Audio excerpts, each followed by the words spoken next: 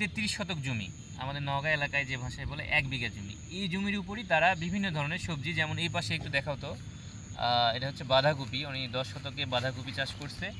এই পাশে যদি দেখায়, দেখেন এখানে পেঁয়াজ আছে, এই পাশে রসুন আছে, এই পাশে কিন্তু আমধনি আছে, এবং এই পাশে কিন্তু পালং শাক ছিল, ধনা পাতা ছিল আর কি। হ্যাঁ, উনি অনেক কিছু চাষ করছে। আমরা একটু আন্টির সাথে কথা বলবো। আন্টি, আপনি এখানে কি কি চাষ করেন?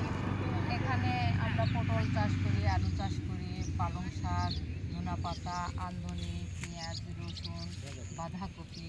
আচ্ছা আচ্ছা, আপনার তো এই 33 শতক 1 বিঘায় জমি, এই জমির উপর আপনার ফ্যামিলি মোটামুটি? আলহামদুলিল্লাহ, খুবই ভালো। আপনি আর আঙ্কেল মোটামুটি আপনারা সারাদিনের সময়টা এখানেই দেন, না? এখানেই সময়, সারাদিন সময় এখানেই আমরা। সারাদিন এখানেই সময়। আচ্ছা, এখানে আপনি ধনা পাতা করছিলেন না? মোটামুটি কত টাকার সেল করছেন? 12,000 টাকা ধনা পাতা। আর পালং শাক 10,000। আলহামদুলিল্লাহ, ভালো। এরপর আপনার পেঁয়াজ তো না, পেঁয়াজও আলহামদুলিল্লাহ ভালো সেল হবে। পেঁয়াজ হচ্ছে বৃষ্টির কারণে পচে গেছে। ও আচ্ছা আচ্ছা, এই যে বৃষ্টি, আচ্ছা, প্রাকৃতিক দুর্যোগের কারণে পেঁয়াজ কিছু নষ্ট হয়ে গেছে। যাই হোক, এখন সবজি চাষ করে একটু রিস্কও আছে, অনেক সময় ভালো দাম পাওয়া যায়, অনেক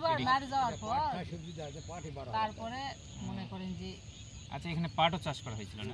এই ভিটা পাট। ও আচ্ছা, পাট চাষ করার পর দেন এখানে বাঁধাকপি চাষ করছেন। আলহামদুলিল্লাহ, পাট ভালো সেল হয়েছে তো? হ্যাঁ, ভালো। 12,000 টাকা।